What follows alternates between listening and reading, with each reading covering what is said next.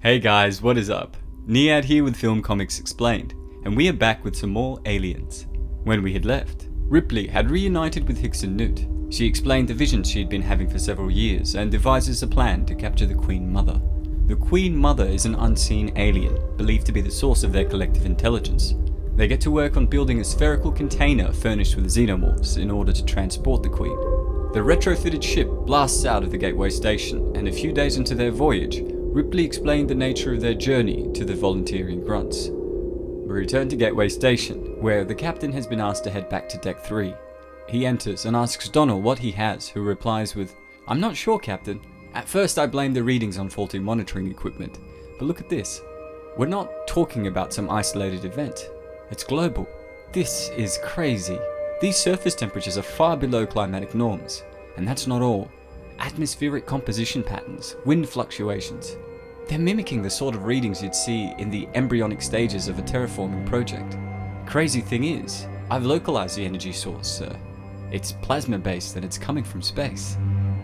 We can see Ripley's ship being propelled by the gravity drive at 100 times the speed of light, and they were now orbiting Ripley's dream planet within a matter of days. The closer they came, the more Newt could feel the alien's presence. The more she knew it felt hers. Tully approaches her and asks if she is okay. Newt explains that she had been thinking about Earth. She never really considered it her home. She goes on by saying, "It's funny, we see them as intruders on Earth, taking something precious away from us. But maybe we're the intruders. Maybe their search is over and Earth was meant to be theirs all along." We get a good interior view of some of the Marines in the cargo bay and the pilot in the cockpit. Two of the Marines are in power suits. We're told that they were Ripley's idea. One of the grunts says she convinced Captain McQuaid to break down the power loaders and modify them for military duty. She's had experience with this sort of thing. The other replies by saying it looks as if she likes having an edge, before saying, "Good." Their pilot tells Farrell that their fuel was nominal and electricals were up.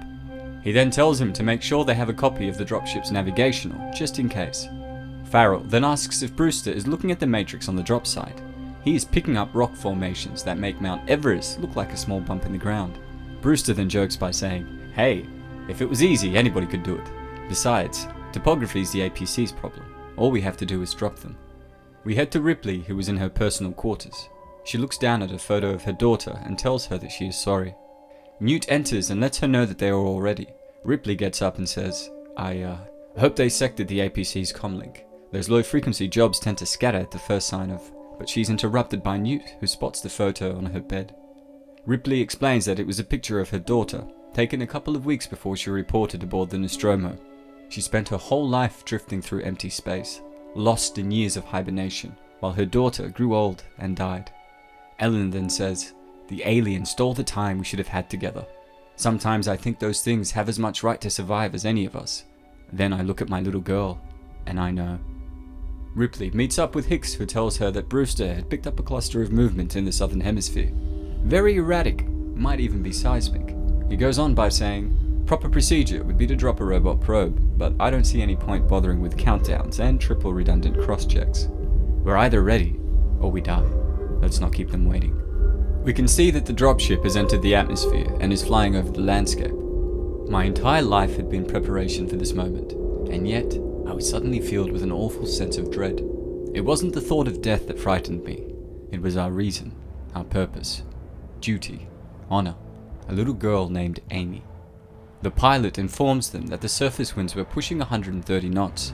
He has scoped a relatively level horizontal, about 300 meters from the main cluster. He tells them that they can take it or leave it, as he wouldn't be able to maneuver in this wind for long. Ripley then tells him to take it.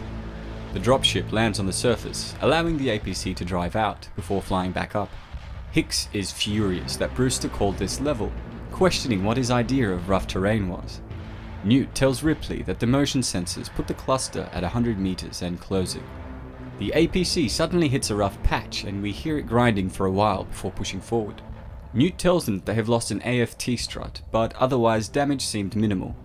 Ripley looks out into the pod-like growths that are interconnected, as the realization that her dreams were real begins to sink in. We can see the Marines in their power suits getting ready.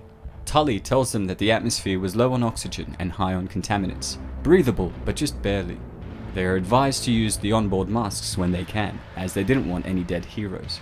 She also lets them know that Newt is monitoring the clusters relative to their position, before insisting that they listen up and stay awake. Newt is looking at their heart rate monitors and blood pressure readings, noting that they were alarmingly high. One of the Marines is standing over the organic material. This jelly isn't related to any surface anomaly.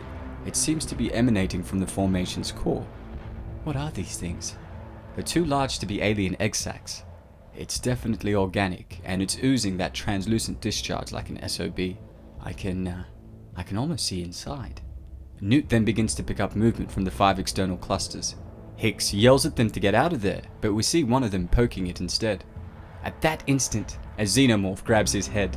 He begs Fork to help him, but we see the alien rip off the right arm of the power suit, taking his hand with it. He continues to scream as he is torn apart.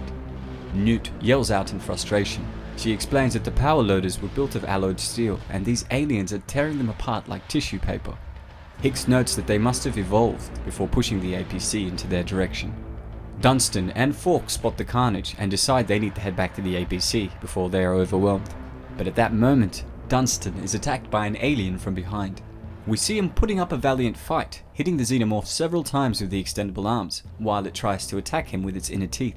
The extendable arm eventually snaps, and we see the alien finally reaching him. Fork then begins to shoot at it in response. Newt informs him that she is getting motion readings from all the external pods now. Hicks tells her to contact Brewster and organize an emergency evac. The pilot overhears this and tells him there is no way he can land on their current position. He asks them to roll back to their initial drop point for pickup. We then see Ripley getting into one of the power suits. Tully asks her what she is doing, as they're about to pick up Fork and get the hell out of there. Ripley simply states that she knows she's there. She explains that she didn't come this far to let her slip away. The APC squashes one of the xenomorphs and pulls up beside Fork. We can see another xenomorph running at him, and Fork tells them that he is there, begging them to open the door. He finally jumps in and the door closes behind him. He begins to take off the power suit and asks what the hell those things were, commenting on their speed and strength. We then see an alien trying to claw its way through the door. Ripley is standing in front of it with a huge gun as she explains that these xenomorphs were the Queen Mother's chosen few, and that they were trying to protect her. The sound of more aliens jumping onto the APC can be heard. One of them manages to open their reactor's internal cooling system, causing the core temperature to rise by the second. Hicks also notes that the manual control is all but lost. He looks at Ripley and tells her that they will never make it to the dropship, before asking if she had any ideas. She tells him to give her 5 minutes of cover to get into the nest. She then tells Hicks that he, along with Newt, meant the whole deal to her, but he tells her to save it for when she gets back, as he didn't believe this was goodbye.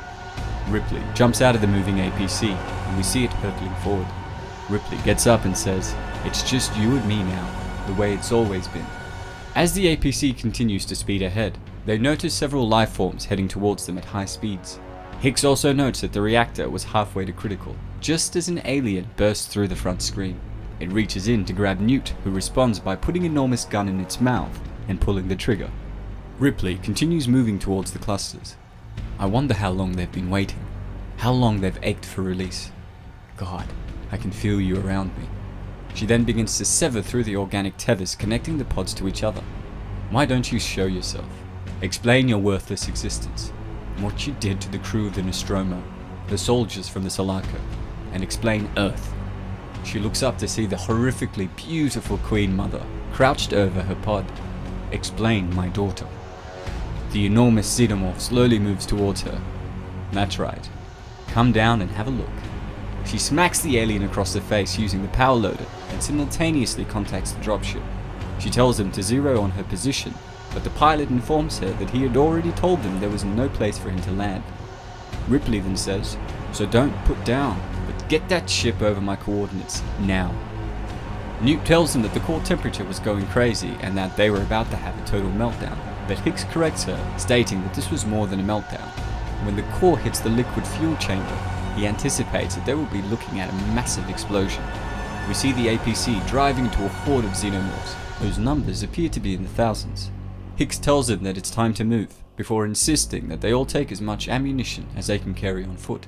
Fork asks if they were going to be taking a little hike, before saying he knew he should have put on that second pair of socks as he jumps out of the moving vehicle. Hicks then orders them to all stay together and conserve their ammunition, firing at specific targets only. We then see the aliens begin to change direction from the APC to them. We see the xenomorphs closing in. Newt tells Hicks that it was over and they wouldn't be making it to the drop site. Hicks then tells her that in 5 minutes after the APC goes off, neither will the aliens. Brewster moves in towards Ripley in the dropship and explains that he will bring her in as low as he can. Ripley tells him to open the containment chamber, and we see her extending the right arm before clamping on. She then allows the Queen to bite onto her left arm. We then see the ship pulling up and taking the Queen along with it. The Queen Mother is dangling several feet in the air, and Ripley tells them to get ready to close the door. She retracts the arm in, yanking the Queen Mother into the vessel. She then jumps out of the other end and tells them to seal it. Ripley breathes a sigh of relief and tells her that she is finally hers. She is then interrupted by one of the men who tells her that they are wanted on the bridge as they were getting out of there. She asks about Hicks and Newt, and he explains that the APC has gone critical and will detonate in less than 2 minutes. The squad is pinned down and Brewster has declared it too tight for a pickup. Ripley enters the bridge and we see the pilot saying, "Ripley, look, there's just no way we can put down. There's no goddamn room, and there's no time." Ripley puts a pistol to his head and tells him to find a way and make it quick. The squad are firing in all directions and are about to run out of ammunition. They are considering their last few options as they notice a huge shadow being cast from above.